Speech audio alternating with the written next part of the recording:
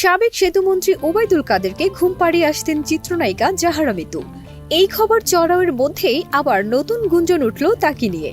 বাংলাদেশের ক্রিকেটারের সাথে প্রেম জাহারা মিতুর, এমন খবর পাওয়া গেল একটি পত্রিকার ডিজিটাল মাধ্যমে।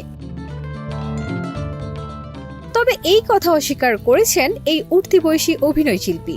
বিষয়টিকে গুজব বলে মিতু বলেন, ছি ছি, দুজন ক্রিকেটারের নাম বলছেন, একজনই পাই না আবার দুজনের সঙ্গে, এইসব ভুয়া কথা, ছি বলা ছাড়া আর কোনো মন্তব্য নেই, আমি আপনার কাছ থেকেই শুনলাম।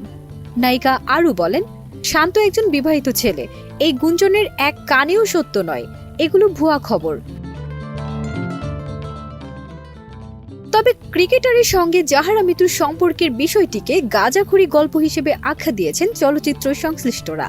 সূত্রটি বলছে, জাতীয় দলে একমাত্র সাকিব আল হাসান ছাড়া সব ক্রিকেটারই বয়সে জাহারা মিতুর হাঁটুর বয়সী, ফলে এই গল্প একেবারেই অমূলক।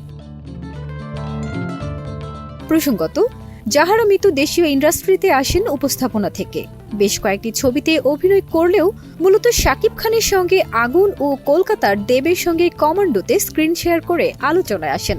তবে এই নায়িকার ক্যারিয়ারের উল্লেখযোগ্য দুটি ছবি মুক্তি পায়নি। দেবের কমান্ডো কোনোভাবেই আর মুক্তি পাবে না, কারণ এর প্রযোজক সেলিম খানকে পিটিয়ে মেরে ফেলা হয়েছে। ফারজানা নিকিতা, দেশ রূপান্তর।